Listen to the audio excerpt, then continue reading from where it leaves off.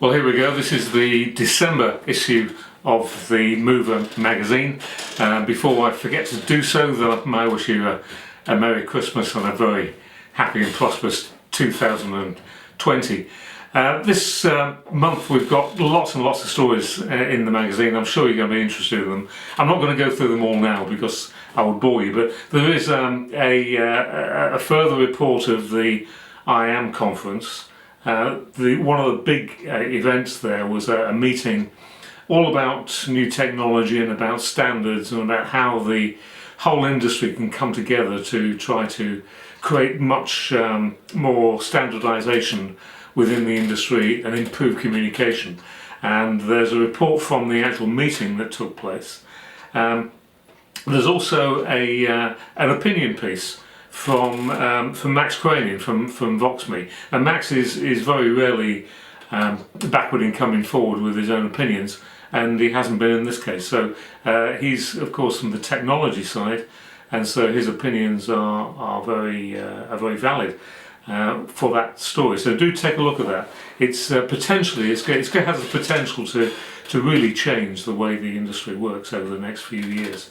And of course other organisations have become involved as well. Since we put that story together, FIDE have become involved, Omni has become involved, and it's really beginning to gather some pace. There's also a report about IAM Learning that is a year old now, and there was a presentation at IAM by Ray De Silva, and I helped with it, and Malcolm Pearson from Reason Global helped with it too. And so there's a story in there about what's going on there. So please do take a look at that. Lots of other things as well. So I'm not going to go through all of them, but just a few examples. There's an interview with Keith Meader. Now, Keith Meader from Asian Tigers in Bangkok.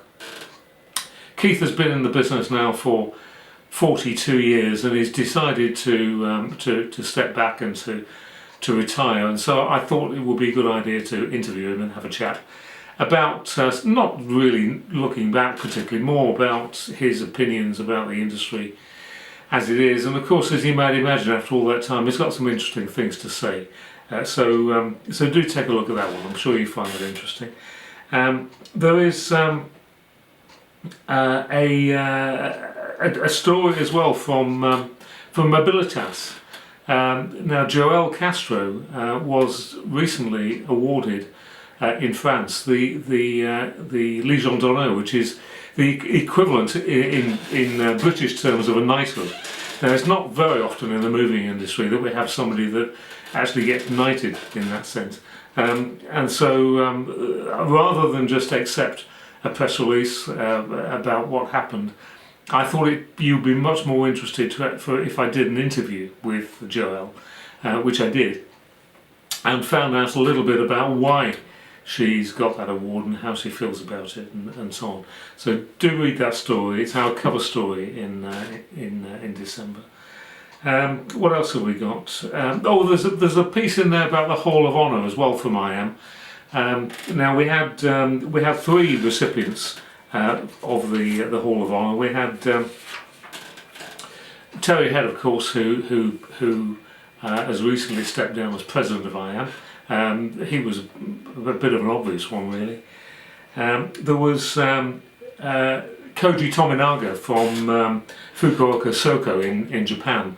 Now he died many years ago, but the honour has now been bestowed upon him, and his son picks up the award. And when you read the story, you'll realise why. I mean, the time when he started the business was just after the war in Japan, and you can imagine what that was like.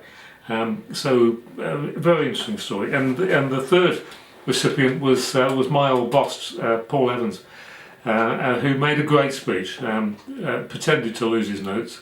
Well, actually, I think he did lose his notes, but he did a good job of covering it up, sort of. Anyway, there we are. Great speech, and thoroughly enjoyed it. What else have we got? Oh yeah, the other thing, just one other thing I'll tell you about, and that is Walt's Challenge. Now, we've talked about this, Walt Peanut from Canada, this Walt's Challenge thing. Now, I want to clear something up, because Walt's Challenge is not about Walt. He does these strange things. He ran from Toronto to Chicago to go for the I Am conference, which was a fabulous thing, and he raised money for charity in doing so, and he will continue to do that because that's what he does. But Walt's challenge is not about Walt. Walt's challenge is about you, and it's about me. It's about us challenging ourselves to do things that might be difficult for the aid of charity. And a few people have already joined up for it. I joined up for it some time ago to try and lose a few pounds, which I'm pleased I've succeeded in doing. A few other people have done so. One guy decided he wanted to write a song and perform a song. But you can do anything you like that you think would be a bit of a challenge to you, but give you an opportunity to raise a few quid for charity. And it's all mentored and encouraged by Walt Peanock, who is just the absolute godfather of that kind of thing in this industry. So please read the story. It's a story about his run from Toronto to Chicago.